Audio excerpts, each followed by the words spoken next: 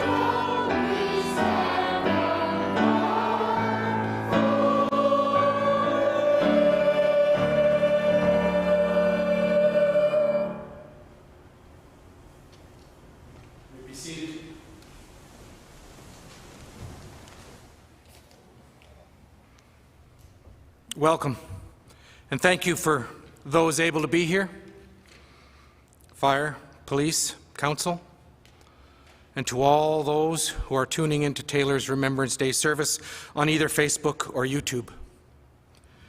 Today speaks to the importance of your being here and remembering. For the second year now, we are unable to hold today's Remembrance Day ceremony publicly. Some speak of these disappointments and restrictions as unfair, as persecution, hard to bear and a burden that has consequence. They do have a consequence for us. We are a people who are designed for relationship, and those relationships have been stretched, broken, bent, and twisted.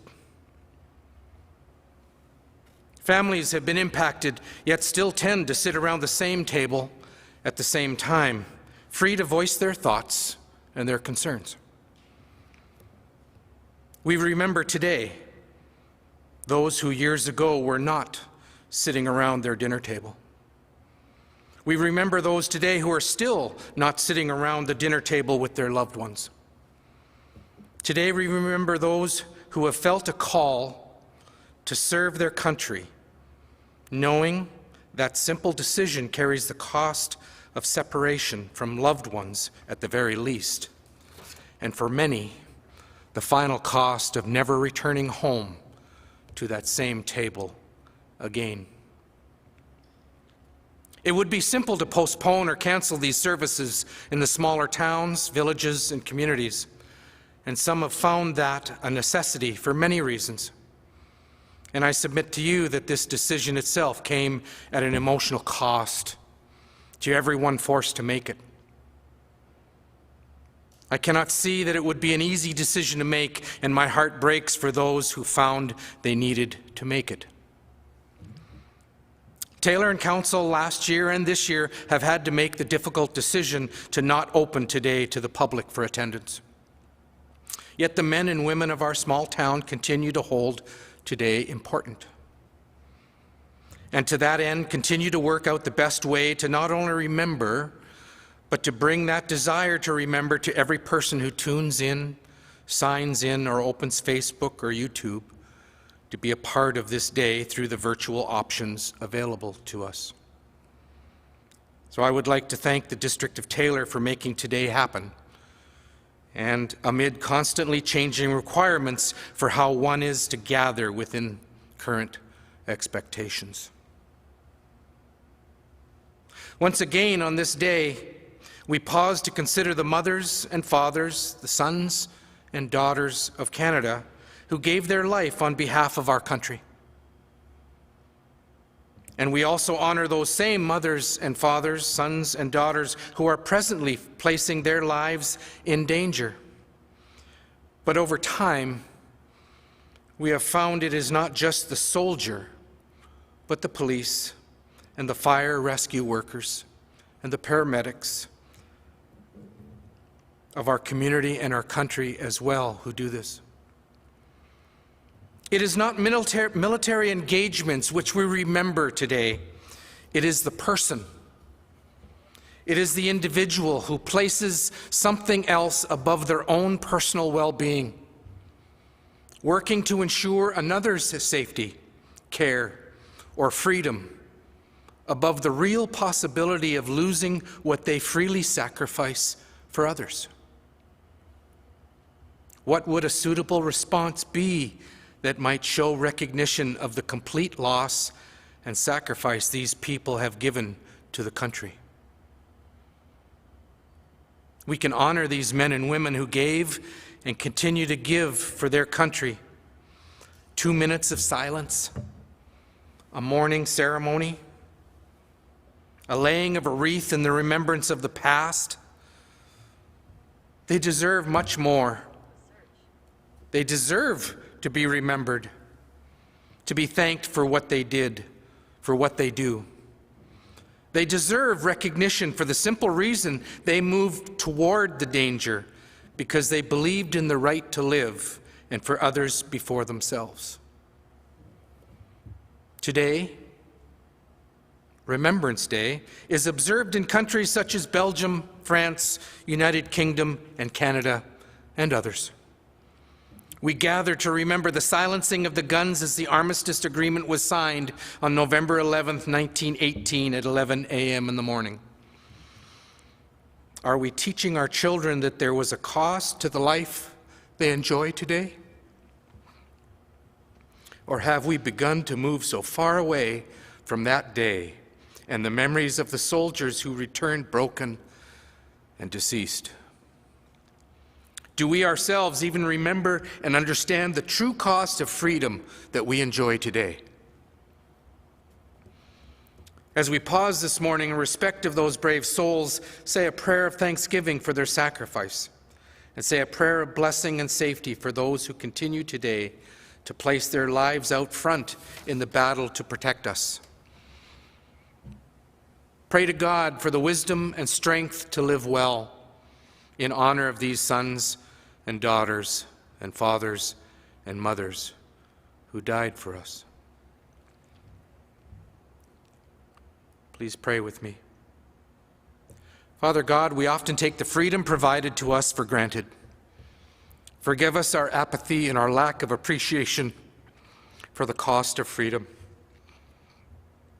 Thank you for those who counted the cost and stepped forward to say, "Send me, I will go."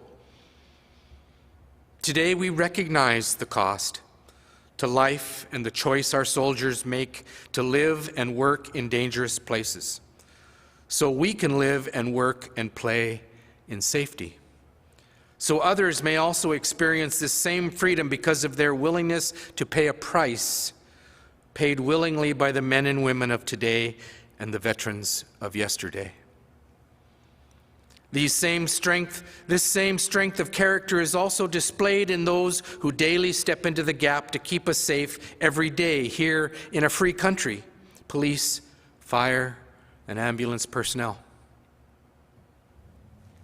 Today we gather to honor the memory of the individuals who have given their lives in sacrifice for us. To us, they often go through life nameless, yet everyone is known to you, Father, no matter their faith and belief. We thank you for them and for the families who suffered the loss of these men and women. We pray we will respond to their sacrifice with sacrifices of our own, to live in peace with our fellow man, to live well in the freedom that has been provided for us. We pray in the name of your Son, Jesus Christ, who willingly battled for our eternal freedom. Amen. Please stand as we begin towards the 2 minutes of silence.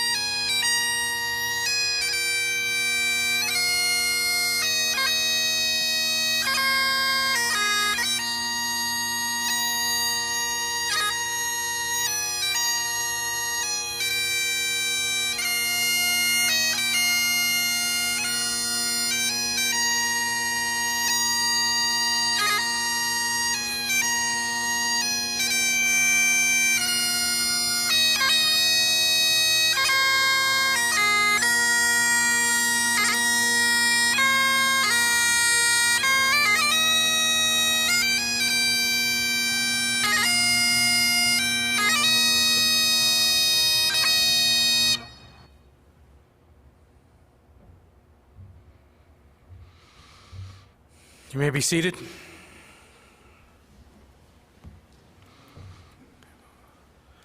Next, we have Mayor Rob Fraser coming to share some words with us.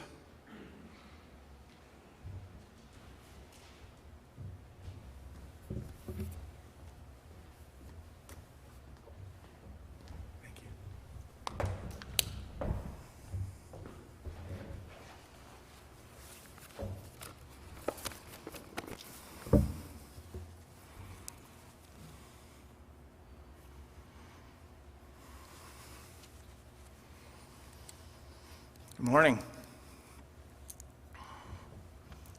On behalf of our council in Taylor, I'd like to thank everyone for once again choosing to tune in from whatever media platform you may be using. Today we are streaming live on Facebook and YouTube. Every year on November 11th, we gather to honor the sacrifices made by soldiers everywhere to preserve the peace, protect our democracy and way of life. Once again, the public is being discouraged from attending in person, and for me, that's so sad. Our council continues to feel it is very important to continue this ceremony even in its virtual form. I'd like to thank everybody who could attend today, particularly the veterans that are here. We recognize that this ceremony is being held on the traditional territory of the Denisah, who share the land in accordance with Treaty 8. We also recognize the sacrifices made by the First Nation soldiers who fought side by side with their neighbors. For this ceremony, we are also joined by the Taylor Fire and Rescue, Color Guard, the RCMP, and a few guests. Every year, this ceremony gives us the opportunity to thank them for their service to the safety of our community. On behalf of the residents of Taylor, I thank you for your continued dedication, hard work, and sacrifices to protect our lives, our homes, and our property. We are all very grateful. I've had the privilege to speak at this assembly many times. This will be my last as mayor, and I want to thank the staff and the community for allowing me this honor. Over the years, I've tried to bring a little bit of history as to why we remember. My comments have included the sacrifices made by Canadians at the Battle of the Somme, Ypres, how our nation came together and was recognized at Vimy Ridge. I've spoken about a little town in Italy that still remembers Canadians who fought for their freedom in the Italian campaign. And who can forget the sacrifices made by the Royal Newfoundland Regiment at Beaumont-Hamel. My historical comments were usually about sacrifices made by Canadians in wartime, and there was usually a connection to my family or friends. This year, I'd like to talk about sacrifices made by Canadians during peacetime. The Canadian military has participated in UN peacekeeping missions since 1958. Our troops have been in Afghanistan, the Balkan states, Cambodia 4 times, the Congo, Cyprus, East Timor, Egypt, Ethiopia, the Gulf War aftermath, Haiti twice, Lebanon, Rwanda, Somalia, Syria, and Yemen. Canada has deployed the RCMP to peace missions around the world since 1989. Over 4,000 Canadian police officers have been to over 33 countries, including the Sudan, Kosovo, West Bank, Haiti, and Afghanistan. They help rebuild or strengthen police services in countries experiencing conflict or upheaval. Through participation in these UN missions, Canada commits to building a more secure world. These missions are dangerous. Canadians have lost their lives, and for this, we remember them. Every single day, our soldiers and police officers train to prepare themselves for their duties and service to Canadians. These training missions and exercises can be dangerous. Young men and women have made the ultimate sacrifice while training. I would like to remember one such tragic incident where 7 paratroopers were killed in a training exercise in Camp Petawawa. It has been 53 years now since Master Warrant Officer Reg Riddell, Warrant Officer Mike MacDonald, Corporal Dennis Clements, Corporal Bob Knight, Corporal Hugh Fields, Corporal Jim Meisner, and Corporal Bruce Chiswell gave their lives in the service to their country. On May 8, 1968, 26 parachuters jumped from 3 Buffalo aircraft, expecting to land safely in a drop zone on the Mattawa Plains. a flat, sandy stretch of land in the Canadian Forces Base Petawawa. Instead, rough winds caught them, sending 22 of the 26 into the frigid Ottawa River. 7 drowned before the rescuers could reach them.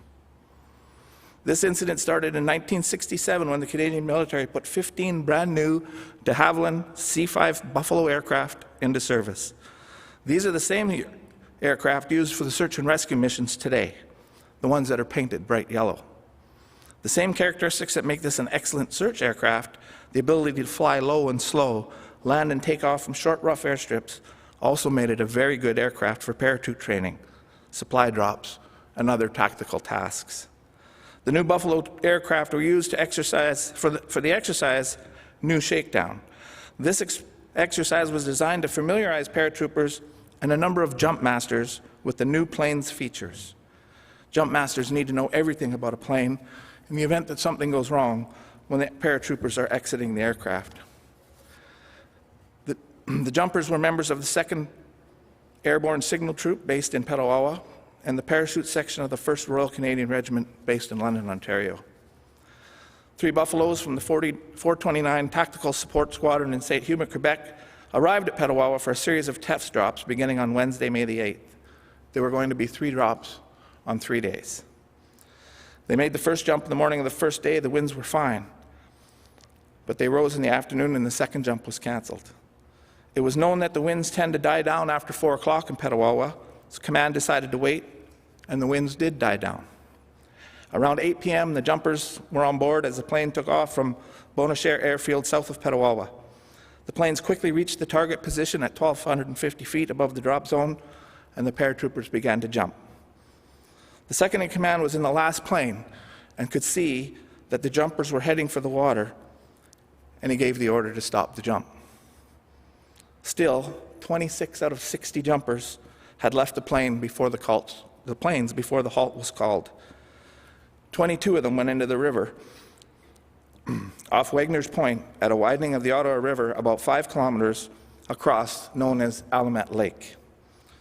Although there is a beach close by, most of the river is deep, reaching down as deep as 30 meters. Each paratrooper was weighted down with boots, heavy clothing, a steel helmet, and a 35-kilogram parachute. Jumpers are trained how to land in the water. The danger lies in being tangled up in the ropes and the silk. The jumper must first untie his reserve parachute and then unbuckle his harness so that when he was above the surface of the water, he can let go and fall straight down. The trick is to go straight into the water, and the chute will blow away before you come back up. It was May. The ice on the river had only melted a few weeks before. The temperature in the water was 5 degrees C. The second in command had ordered for a rescue boat for the river. The boat, commanded by Corporal Ken Armstrong with a civilian operator, began picking up the jumpers. One jumper recalled, "I was a good swimmer, but I had my boots on and my clothes were getting heavy. I called to the boat. I just put up my arms and somebody grabbed me and brought me into the boat." As the officers began counting their men, messages went back and forth to find out how many had actually left the plane. 15 had been pulled out of the water. It soon became evident that 7 were still missing, and darkness had set in. The paratroopers spent the night searching. By morning, a full rescue operation was in place. The 2nd Canadian Guard had mobilized and were searching the shore. Combat divers and the base diving team were brought in, and more boats were put into the water. 3 fixed-wing aircraft and a helicopter from CFB Ottawa and a search and rescue helicopter from CFB Trenton were brought in. An 8-kilometer stretch of the Ottawa River was searched by more than 300 personnel. Corporal Bob Knight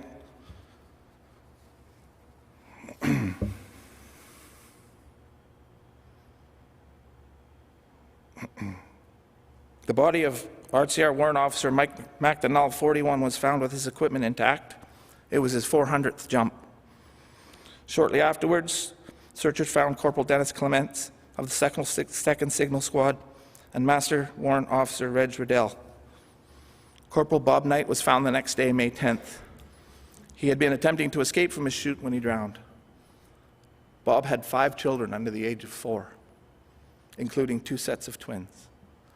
The body of Corporal Hugh Fields was found on Saturday, along with that of Corporal Meisner and Corporal Chiswell.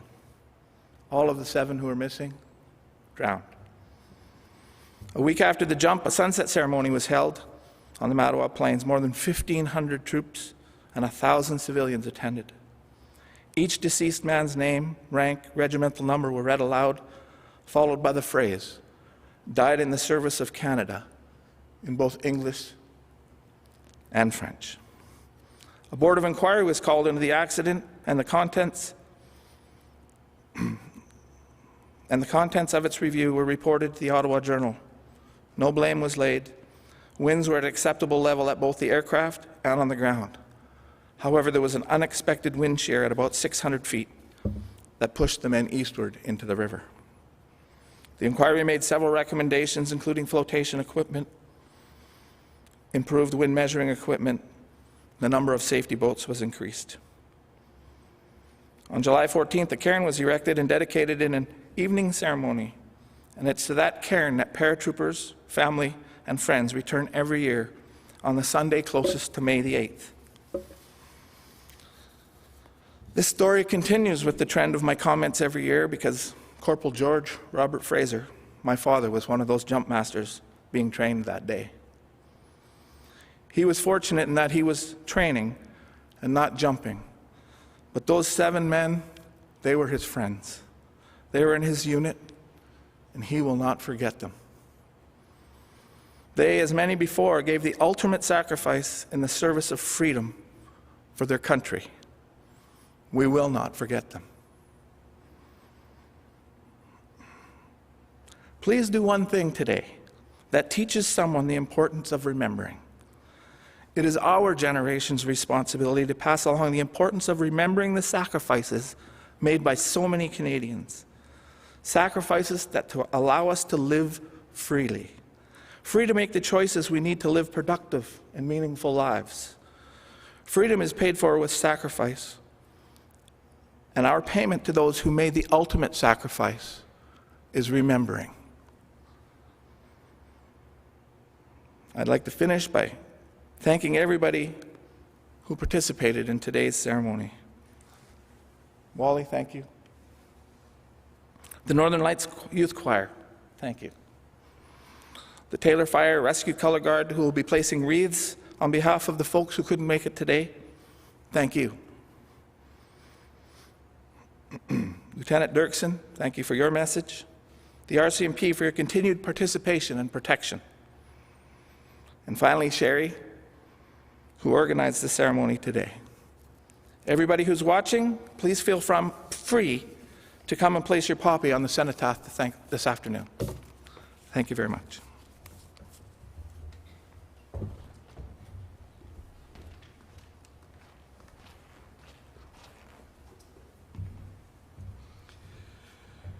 Next, we have a song. Those who have attended our services over the last years may recognize that we've tried very hard to make sure that it's Canadian content.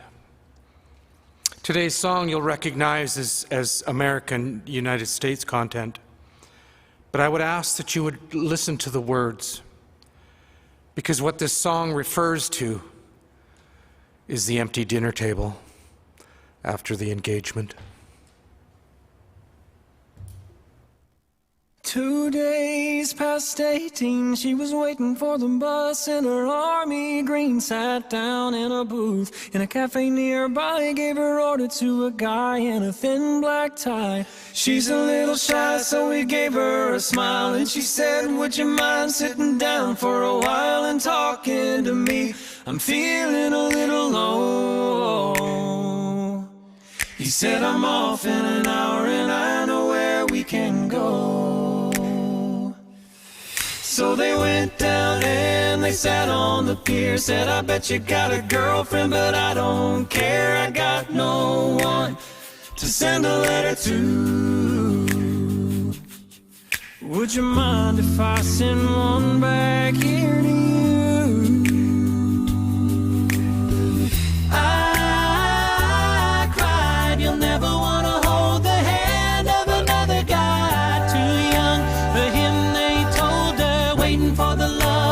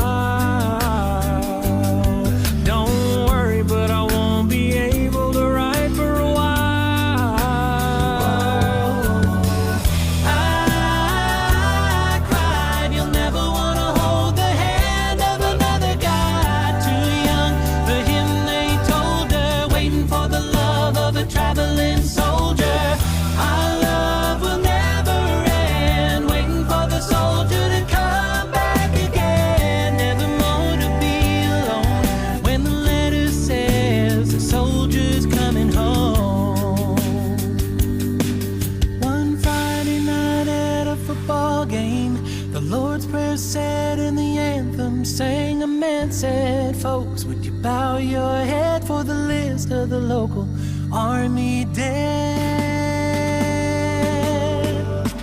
Crying all alone under the stands was a piccolo player in the marching band, and one name read, and nobody really cried, but a single guy in a thin black tie. I cried, you're never gonna hold the hand of another guy too young for him, they told her, waiting for the love of a traveling soldier. Our love will never end, waiting for the soldier to come back again, evermore to be alone when the letter says the soldier's command.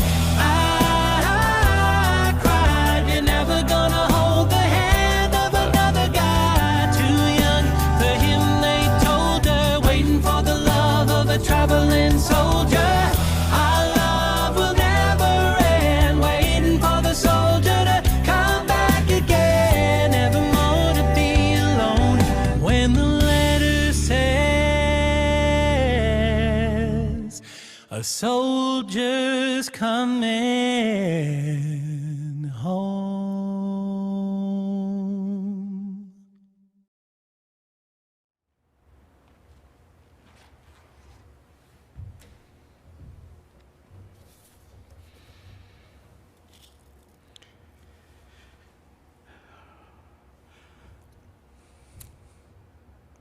My family experienced this as many others did. My father, an uncle, his brother, my wife's father, all spent years not sitting at their dinner table. All three of them came home, but they came home broken.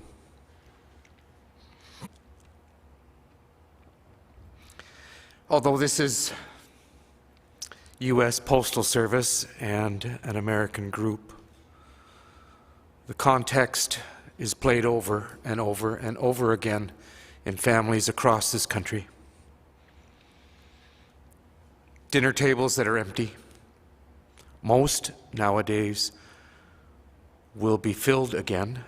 They will return to sit at them, but there are still far too many who will never sit at the table again.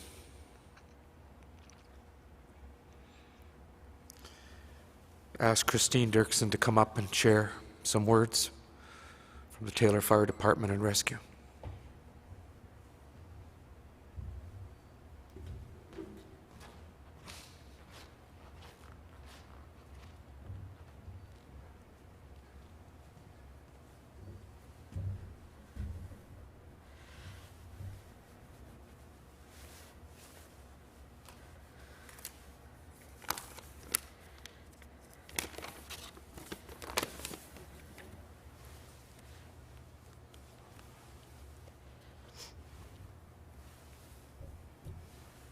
Thank you, Pastor Wally.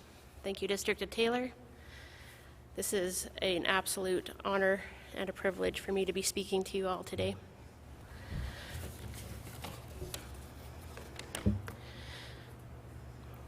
War. I've been blessed enough not to have experienced war.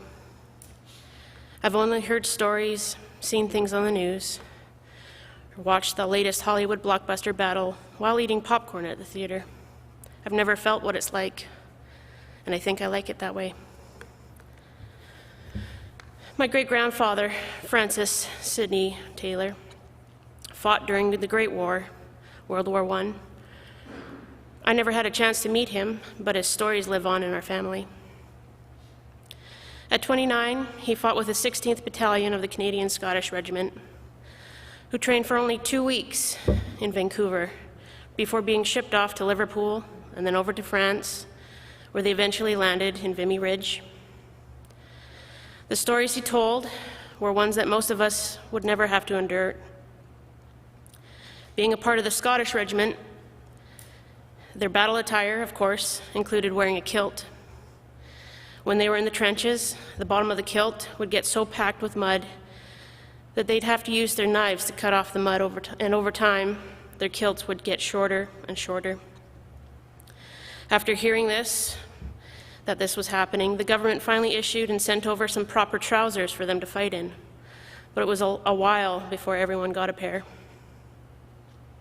He talked about how the men would go for weeks without taking their wet boots off, creating the disabling infection of trench foot, and having to ration their kit of bully beef and hardtack because food was so scarce out on the front lines, sometimes going days without eating a meal. One night, he was firing his machine gun from a foxhole when a shell landed out just in front of him. Before he knew it, a shock wave of mud and dirt came spewing up and over top of him. He couldn't move. He was buried alive. His only saving grace was that the percussion of the blast was so fierce that when it blew him back, it had knocked his helmet down and in front of his face, thus giving him a few extra moments of air to breathe while his comrades frantically dug him out of the ground. He was one of the lucky ones. My parents have a next-door neighbor named Harmon. He tells a story of his father who fought for the Dutch resistance for the Alliance during World War II. In 1941, his father and another soldier were captured when they got caught trying to steal an airplane to fly over to England. They were placed into a German prison camp at The Hague, sentenced for 15 years hard labor. Their job in this particular camp was to disarm unexploded bombs. If the prison didn't kill you, the job would.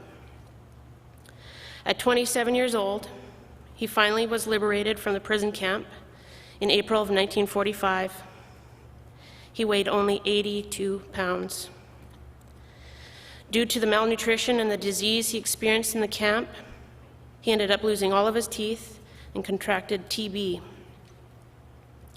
But he went on to live a full life and built a family, eventually moving to Canada to live out the rest of his days.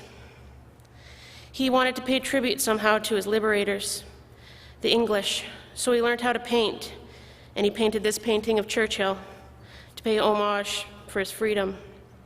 He was a prisoner of war. His name was Bastien de Bond.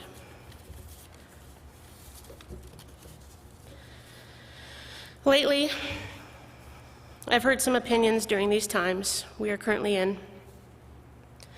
Some being compared to the awful situations during the times of the Second World War. I would like to say this. Yes, this last year or two has been incredibly challenging and trying on all of us. However, arguably, there is no comparison. We really have no idea. We have no idea what it's like to be a 10-year-old desperately sprinting home in panic-stricken tears as the air raid sirens start to blare off in the distance, praying to make it before the bombs go off. We have no idea what it's like to be an 18-year-old gripping onto a rifle in a cold, muddy ditch, thousands of miles from home, who had just watched his childhood friend get shot down by enemy fire. Or what it's like to have our home reduced to rubble and dust after the latest string of overnight missile attacks. We have no idea. What it feels like to be stripped naked of our clothes, our belongings, our dignity, guilty only for the faith that we believe in or the name that we were born with. We truly have no idea. Some of us, myself included, take a lot of these freedoms we have here for granted. We have here what a lot of people in this world want.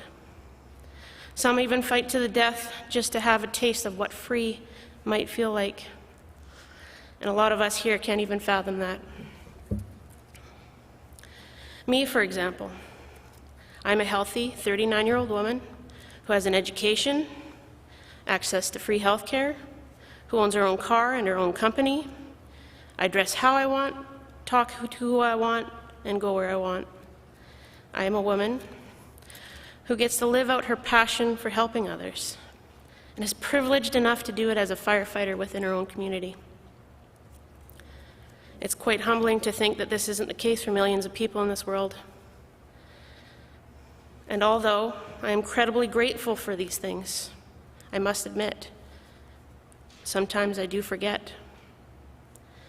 But I cannot help but think, especially today, that the freedoms I enjoy, that we enjoy, did not come without sacrifice. A sacrifice from others, brave men and women, heroes, whom I did not know, nor did they know me.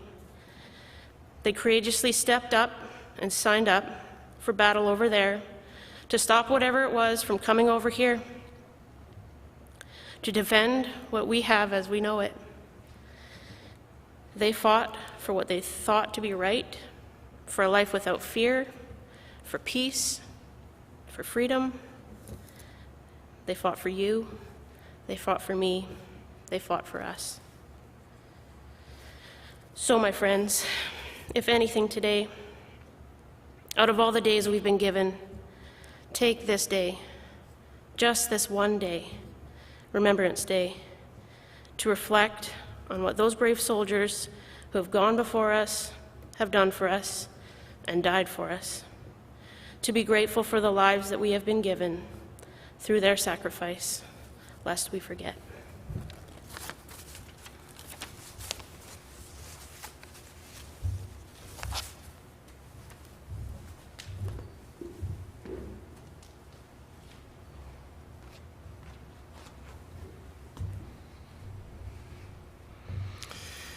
Now we have the Northern Lights Youth Choir singing Who Am I?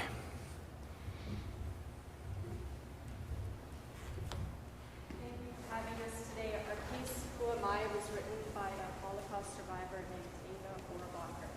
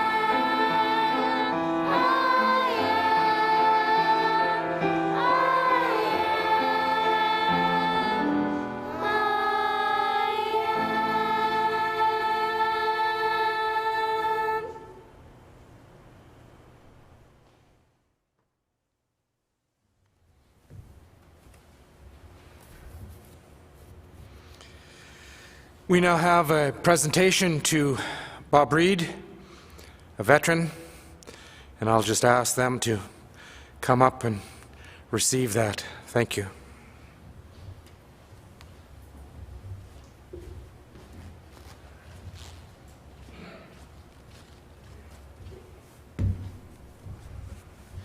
Thank Thank you, Pastor. Thank you, District of Taylor, for allowing Quilts of Valor to be here today. We're not only presenting on Remembrance Days. Our freedom is not just one day, but today was an event to do it here. It's a volunteer organization to present a veteran with a quilt from the people of Canada.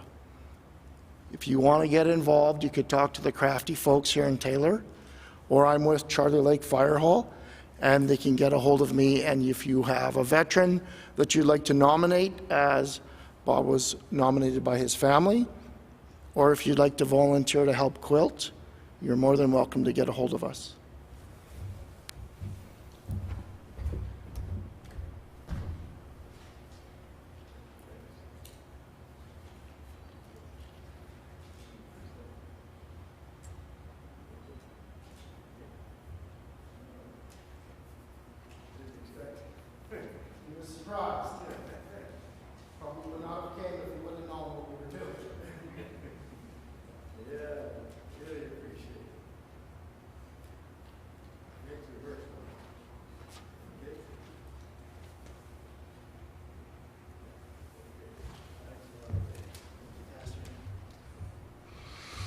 Thank you for your service, Bob.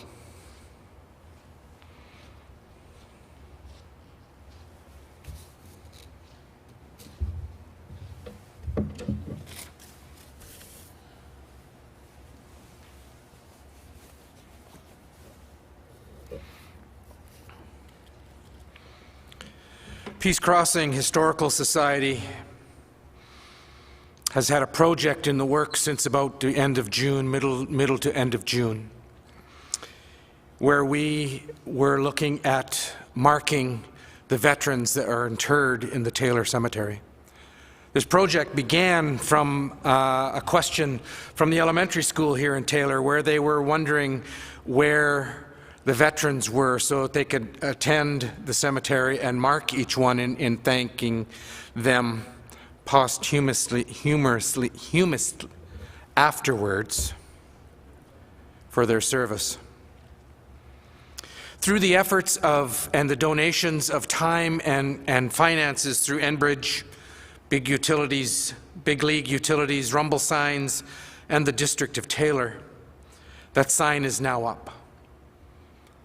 So if you care to, you may go to the cemetery at some point and you could look at the sign. It still needs to be painted in the spring when it's warmer, but the sign and the locations of the individuals interred there, it covers the whole of the cemetery, but we do have at this point 14 veterans interred in the Taylor Cemetery. There are over 500 veterans interred in the Peace country. So our little memorial is there, the signs are there. I would encourage you to take some time to go. It's near the entrance, so you can see what has been done through the efforts and contributions of numerous organizations.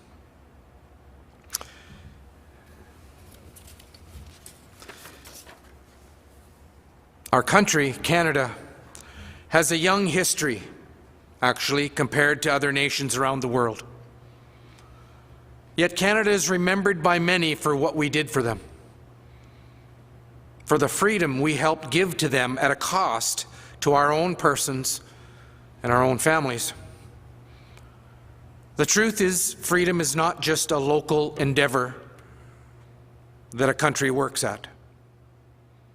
For those who achieve freedom, much is asked of them by still others who desire the same freedoms.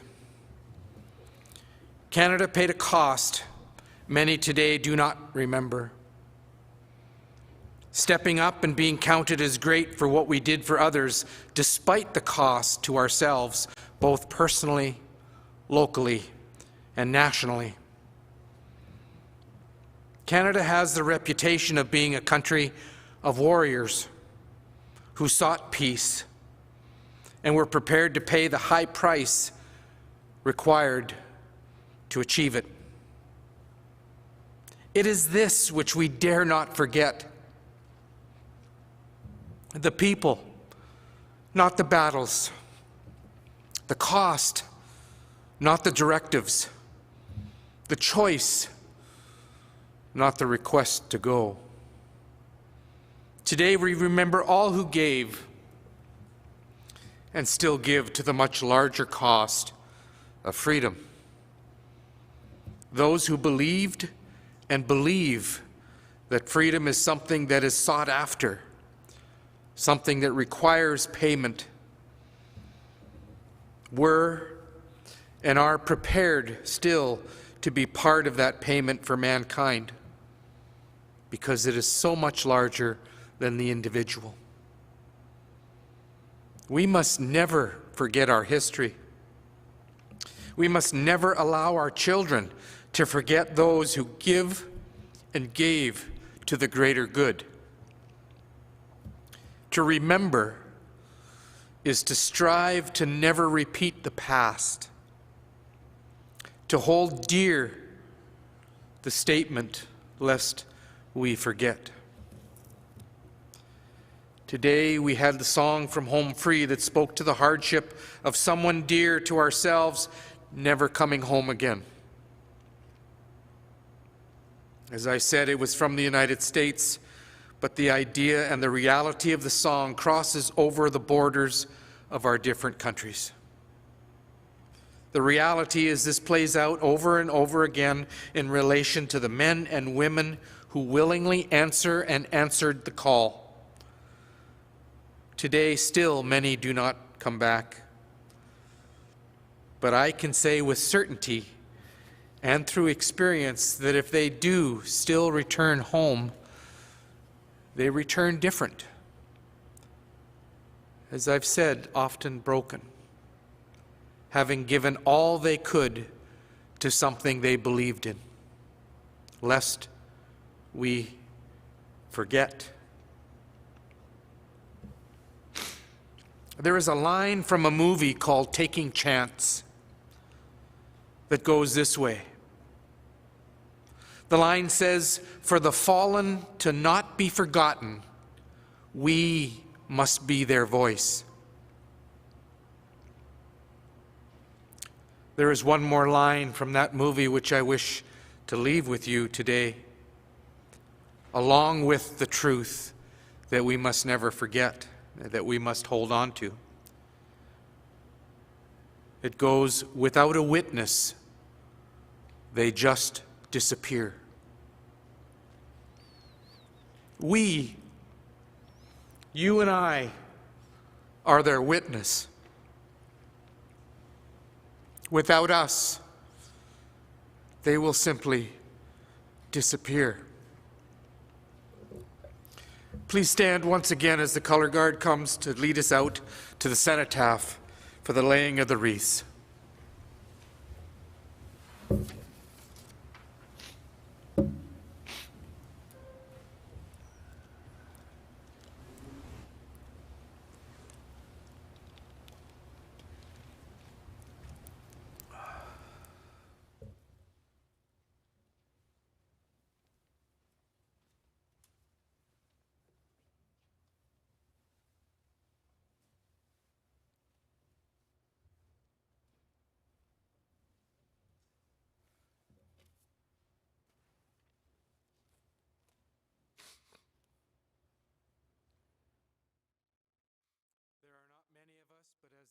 Department leads out first, grabbing the wreaths. The rest can follow, please.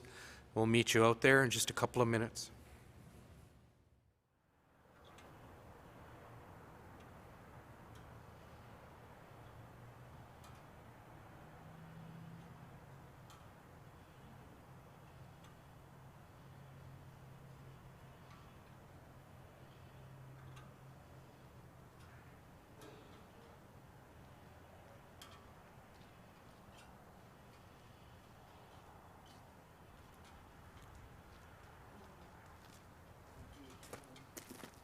They got to bring it out.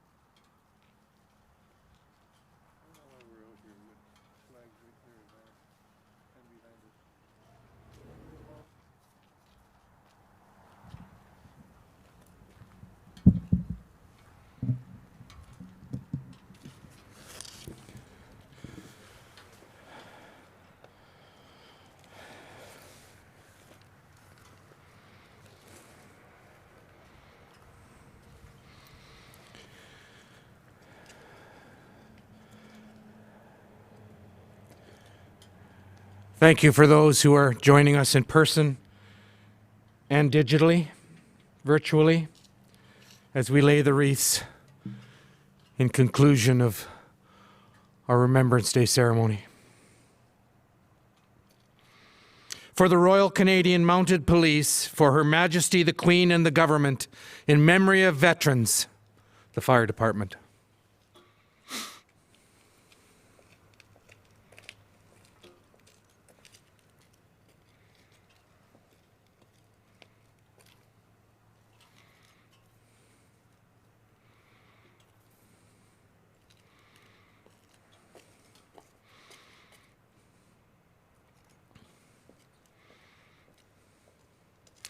Councilman Turnbull will be laying for Bob Zimmer, Prince George Peace Region, Northern Rockies, in memory of veterans.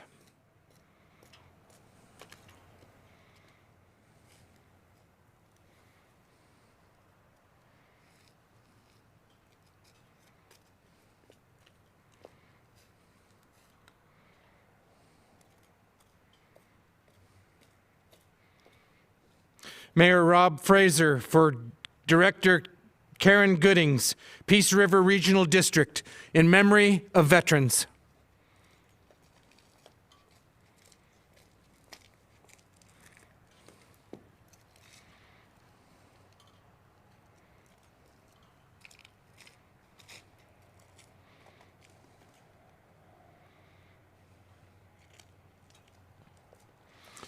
Taylor Fire Department and Rescue for MLA Dan Davies, Peace River North, in memory of veterans.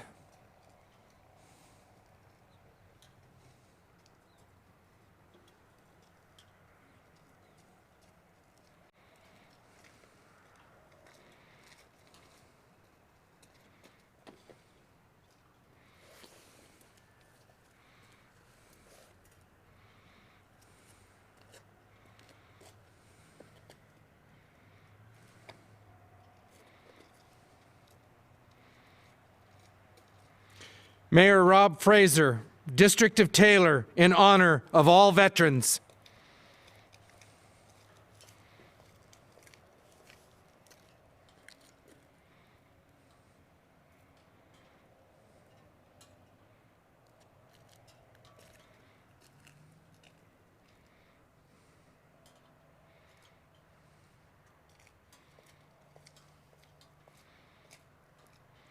For the District of Taylor Council, in honor of all veterans.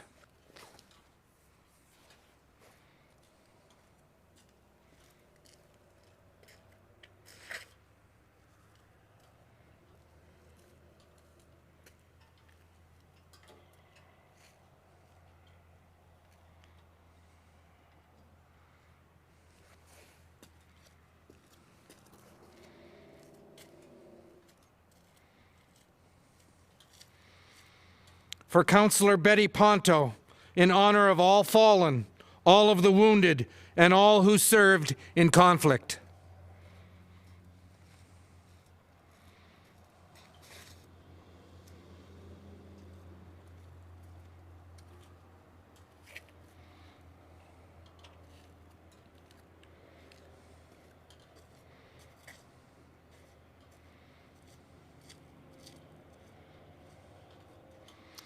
The District of Taylor Firefighters Association, in memory of retired Captain Brian Davey.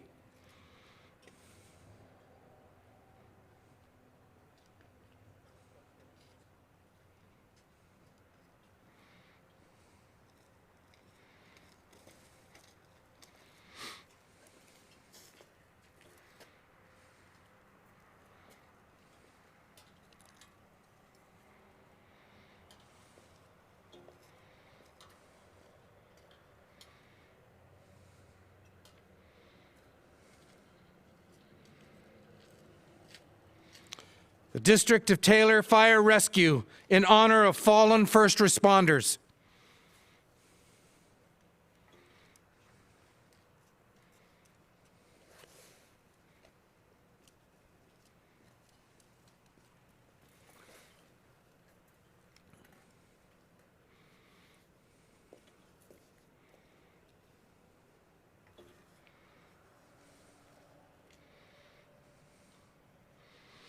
The District of Taylor Fire Rescue, in memory of Gavin Holmes, Taylor resident, distinguished veteran, and longtime friend of the Taylor Fire and Rescue.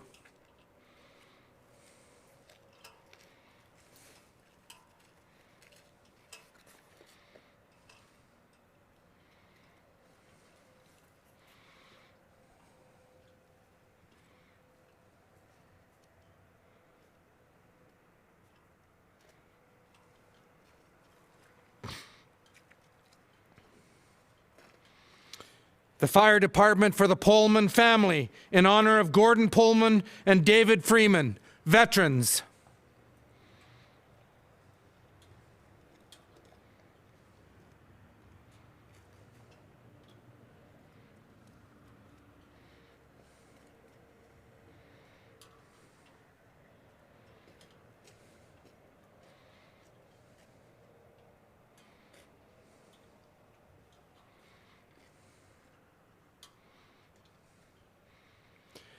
Ed and Josie Fernelli, in memory of June Cochran, Flying Officer RCAFC, and Roy Cochran, LAN RCAF.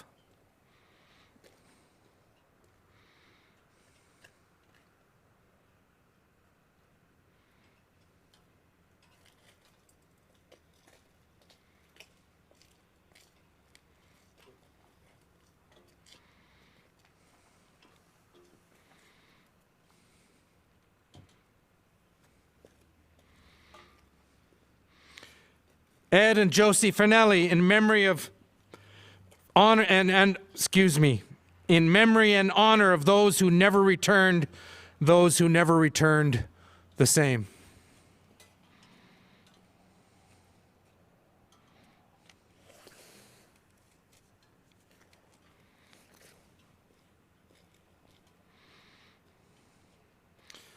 Taylor Fire and Rescue for School District 60, in honor of all who have served.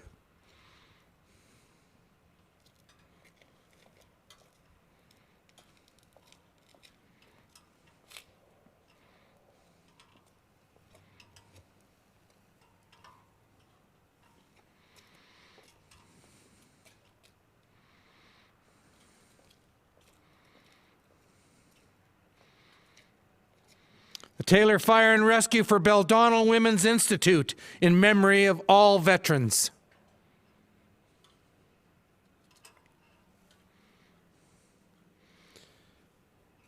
Norma Baudouin, the Fire Department will be placing in memory of Giovanni Venera and Bartholomew Venera, veterans.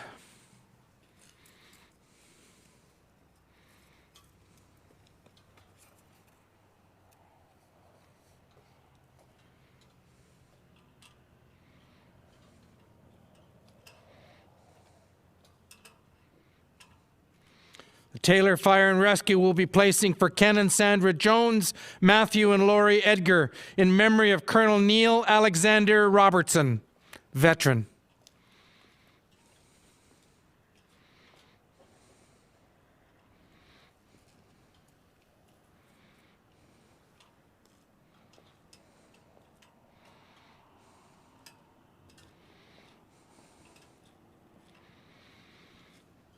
Taylor Fire Department will be laying a wreath for John and Kathy Murphy in honor of Stephen Millar, veteran.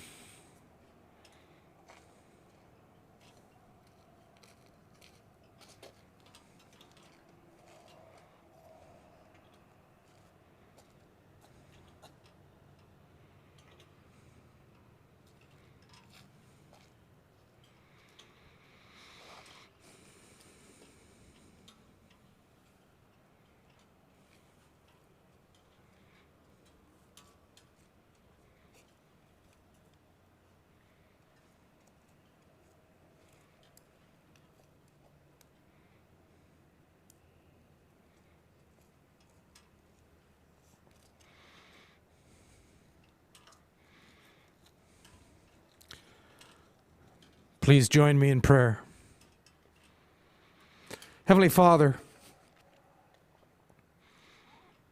we ask that you would remind us, not just once a year, but daily, of the sacrifice that has given us the lifestyle that we enjoy here today in our province, in our community, in our country.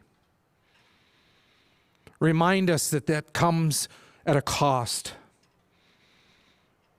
and that there were many who were willing to step forward to pay that cost. Many did not come home. Those who did came home different.